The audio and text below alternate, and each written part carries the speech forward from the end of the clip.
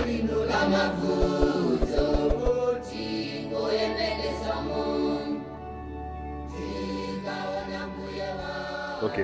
today I want us to talk about BRICS. But before I do that, I had asked a question the last time regarding the President Muhammadu Buhari. Okay, so I just thought I'd just tie up that loose end. He actually came to power in a military coup in 1983, December 1983. He overthrew the then President Al-Haji Shehu Shagari, and he ruled for about a year and a bit. Then he in turn was deposed by Ibrahim Babangida. Years later, he was then elected. He was the first president under the banner of the All People's Congress, I think it was, the party, back in 2015. And this time obviously he had good luck, or rather, he was replacing good luck, Jonathan. Yes. Interesting. Yes. In fact, before we talk about BRICS and talking about this whole theme of coups in Africa, there are some interesting developments. First of all, in the French namesake of Nigeria, the Niger, it looks like the French ambassador has dug in his heels, and Macron has said that he's not leaving the country.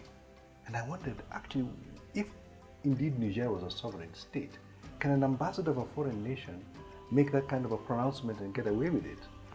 Well, it depends on the recognition of government, you see. That's the other problem. Yeah, but here's the thing. If you force a recall of an ambassador, he should be able to go back home immediately. The president of the country he has come from cannot make a unilateral statement. He is not leaving. And in fact, if you look at the way he has been handled, they have merely cut off important services like water and electricity. Whereas in France, this comes hot on the heels of a shooting of a 17-year-old boy just for refusing to stop for the police at a traffic stop. The boy of Arab descent from Africa, I think it was Tunisian, Tunisian or Algerian. Moroccan, I believe it was. Yeah, one of the three former Francophone Arab countries, Algeria, Tunisia, Morocco, Nile. He was shot in Panterre. And you wonder, if we were to pay the French back in their own coin, things could be very dire for the French ambassador in Niger. That begs the question, did the French colonies ever truly become independent? Or are they continuing to be vassal states of France?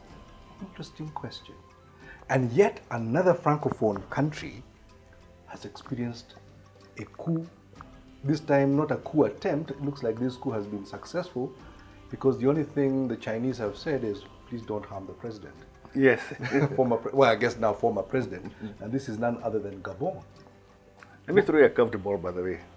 What's the capital of Gabon?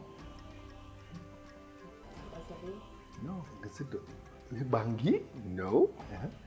Liberia's capital is Freetown. Freetown. Because of the freed slaves that were brought back from America. Hence Liberia. Yes, exactly. Yes. This is the French equivalent, Libreville. Oh, Libreville. Oh, yes. Gabon. Yes. So their Freetown isn't free anymore, is it? Libreville. Yes. Yes. Monrovia is what? Monrovia is in Sierra Leone. Sierra Leone? Yes. Aha. Yes. So it looks like there's a lot we East Africans don't know about our brothers in what is what is now known as Francophone Africa. We tend to be very inward looking at this part of Yes. or this country. We do. What is the significant thing about Gabon in terms of its strategic value to France? They mine manganese there. I think it is one of the world's largest providers of manganese, which is important for the industrial processes upstream. In fact, there is yet another very large French company that operates the manganese. I believe they are also in oil. Yes. In a big oil, but I think that could probably be more Equatorial Guinea, which is nearby. Yeah. But certainly there are a lot of natural resources there. Exactly. And that's a funny thing about the former French colonies. They are the richest in Africa in terms of resources, but have the poorest economies or the poorest people. Well, it is an indictment on the French, isn't it? And is that therefore the reason why there's a lot of getting rid of things French? Because I think Gabon also successfully applied to join the Commonwealth, and yet they were never part of the British, colonial empire at the time. Well, it looks like the Francophonie is not meaning much to countries like Rwanda and other former Lusophone or Francophone countries who are applying to join the British Commonwealth. Why? Maybe because the parting of ways with Britain was more, shall I say, gentlemanly, or the British left institutions and agriculture and economies that could thrive after independence. I don't know. I wouldn't call it gentlemanly. I mean, Mau movement, the resistance wasn't a very gentlemanly. True. And the Rhodesia, Zimbabwe. But the Lancaster House Conference. I know that was after the event. After the event, looking yes. at Gabon, look at these countries. They haven't had a very successful democratic experience. Yes. The former leader was in power. His father. His for father. 49 years. Yes, this was there from 1967 all the way to around 2009, or there's something like 47 years in power. So the one family has ruled Gabon for what, 57 years? Yes, well over a And century. used the natural resources, I mean the public resources of the country as their own personal Yes. development. So, Yes, I think the term they use nowadays is what, kleptocracy? Yes. Coming from kleptomaniacs? yes, yes. Something like that. Yeah. Very interesting. So this is not part of the Sahel, Yes. but definitely a coup all the same. So what does this mean? Is there a fever, a coup fever that is sweeping through Africa, and who knows where it could spread to next? My thinking is, in fact, even beyond that, because clearly everybody around the world knows that the world has changed irrevocably. The world order is under transition, is in transition at the moment. What was previously a unipolar world is now becoming a multipolar world. And therefore, peoples around the world are seeing opportunities for themselves to express themselves differently. Remember, Gabon itself has actually applied for membership to join BRICS. Talk Yes. about BRICS. Yes. Yeah. How did BRICS come about, by the way?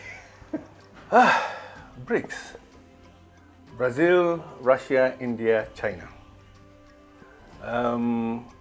As I understand it, there's a very big investment bank by the name of Goldman Sachs. And they've put together a paper looking for investment opportunities, obviously for their backers, right? And that paper basically came to a certain number of conclusions.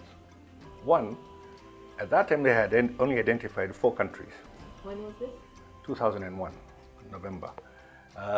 So the gentleman by the name was Jim O'Neill. He put together some sort of economic paper. He identified Brazil, Russia, India, and China. Interestingly, China had just joined the World Trade Organization. Right. Yes. And they were therefore looking for investment opportunities in these 4 countries.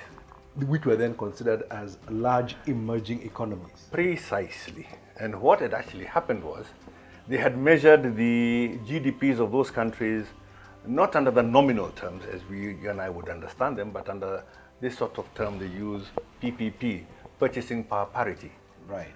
Where they had said that these countries, these emerging countries, would grow and grow rapidly and probably overtake the G7. Probably, or they had actually begun to overtake the economies of the G7 countries. Remember this also, China's phenomenal growth actually took place after they joined the WTO. So I reckon, this is my supposition here, that their investments, if I may put it that way, were to actually turn these countries into vassal states. So these were now vassal states of the people in the West who had identified them Yes. as the next investment opportunity. Correct. But they then took the agenda away from them, Yes. and basically it's like the West unleashed this monster called BRIC. Well, the IP was stolen. The IP was stolen. Yes. They even coined the acronym, I guess. Yes. Or was it the acronym was coined for them, and then they just ran with it? They ran with it. The acronym was actually coined for them. It was coined for them by Jim O'Neill. by Jim O'Neill. Aha. This is exactly the law law of of- unintended and unforeseen consequences when the child overtakes and overruns the parents Yes, yes. and actually becomes independent before the parents are ready to let go. I do know this. When South Africa was invited in 2010, I think it was, we now had the S in BRIC. And so now we had the building blocks, the bricks, so to speak, to change the world. Aha. Yes. Maybe after the break, what we could look at is it a coincidence that the latest BRICS conference was held in South Africa, the latest entrant? This is actually rotational. There is a pattern for their summits to be held. So it was actually South Africa's turn, but this was a momentous gathering this time round. Okay. Yes. And therefore, after the break, we shall examine what those consequences were. Ikaona mbuye watu, wakuti kwa dole mfe.